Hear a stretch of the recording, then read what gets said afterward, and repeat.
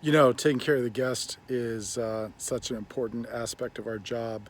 And there are millions and millions of things that go into that, from the beginning of purchasing the best product we can and delivering exceptional service and great hospitality. And there's so many different things that can go wrong. How do you ensure that you are exceeding the guest experience? Today is part three of exceeding the guest experience. So let's go on and walk.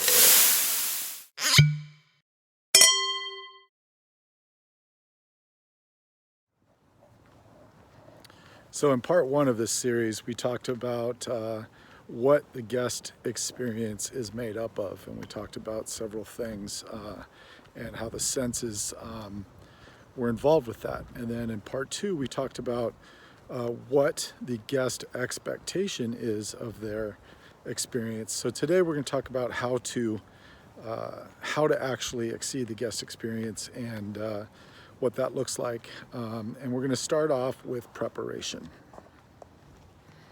So we're going to talk about preparation. So the first thing is building a culture that makes it easier to provide great experiences for the guest and to exceed the guest expectations in those experiences.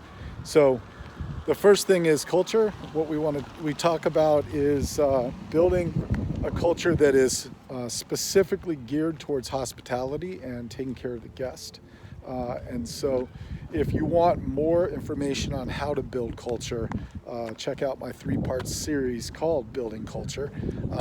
And you'll be able to find out more specifically how to do that, whether it's for hospitality or whatever culture you're trying to build.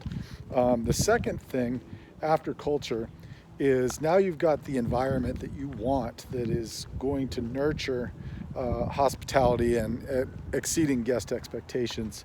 The next point is to put a team together that will help you do that. So the first step is the hiring process. What you want to do is look for people that care about people, people that are responsible and care about others and are empathetic towards people. And so what's really important when you're hiring is that you focus more on the mindset of the applicant than the skill set.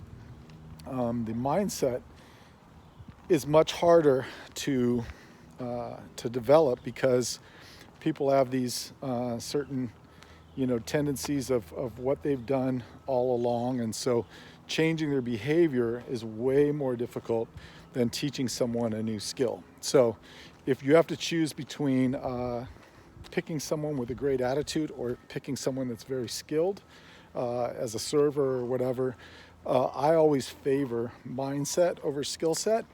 And I did that. I did an opening in Nashville here about 5 years ago, and 4 or 5 years ago, and we interviewed a lot of people. What I did was I accepted applications and resumes, by having them emailed to me. And then what I did is I put them in order of experience.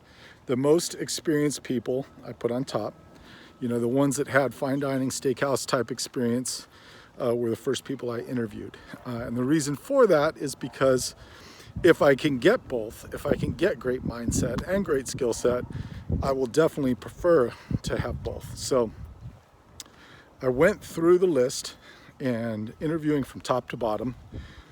But if someone wasn't really making me believe that they truly care about people, then I just passed. So the experience and resume got the interview, but it was the mindset, the personality that really got them the job. And so that's super important because, if you're going to grow an apple tree, you got to plant apple seeds, right? So if you want a place that's hospitable, that creates great dining experiences and looks for ways to exceed the guest expectation, then it's super critical that you have those kinds of people on your team. So you start off with culture, and then you work on building the team.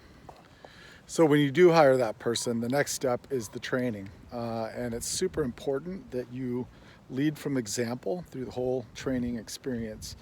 I don't know about you, but I've shown up for jobs before where I was supposed to be there at a certain time, to fill out paperwork and start training. And then I got there, and the manager on duty, was too busy, didn't have time, and I had to sit and fill out the paperwork myself, just by myself. And usually no one offered me anything to drink or anything like that while I was filling out the paperwork.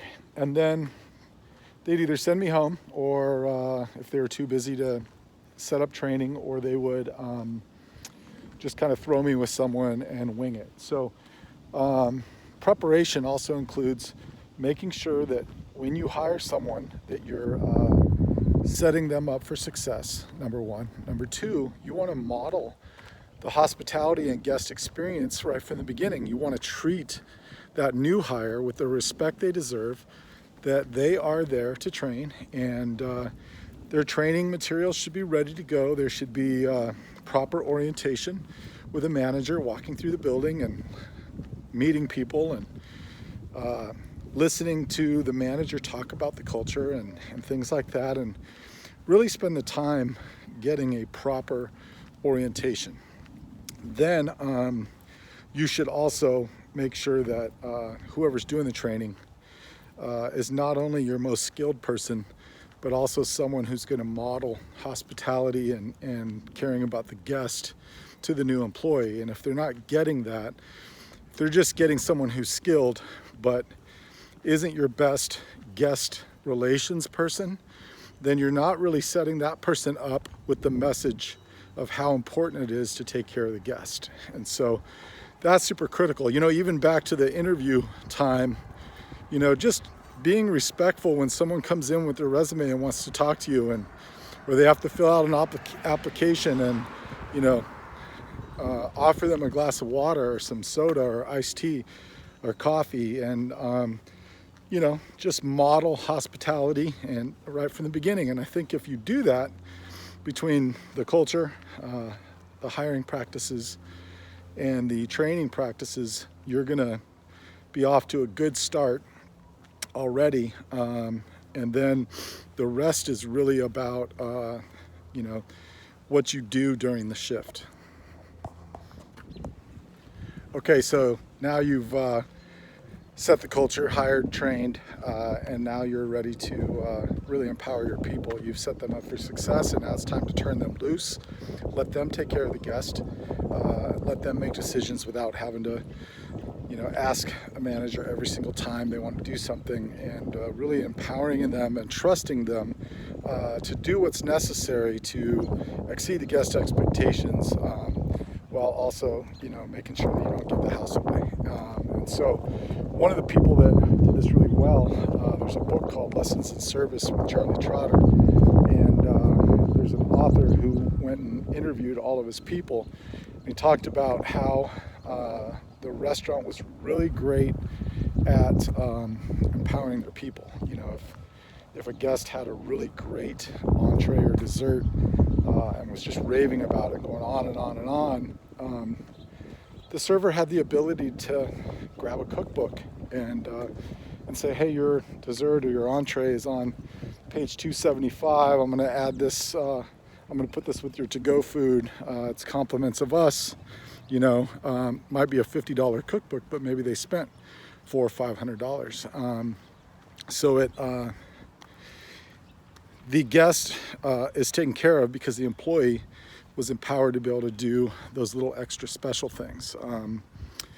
Danny Meyer has a position called the dream catcher, and that person's only job is to look through reservations and look for ways to surprise and delight guests. It might be a couple has their son, they're bringing in for dinner, he's never seen the snow, and maybe they set up a carriage ride in the snow to Central Park, after dinner. So it's looking for those extra things, empowering your people to make those kinds of decisions that really make a difference. Sitting in lineup, talking to the team before lineup, instead of just talking about building sales and selling wine, really just reminding them that for the next 5 hours, nobody's more important than the guest, and just really being a cheerleader for hospitality and the guest experience. And I think if you do that, you empower people, and then you turn them loose, and you inspire them in a pre-shift meeting, then it's really about just working the floor and looking for opportunities yourself as the leader, as the manager, to wow, surprise, and delight. And that's really all it's about. It's that easy and that's hard. And appreciate you taking the time to following me on this 3-part journey through exceeding the guest experience. Until next time, catch you on the next trail.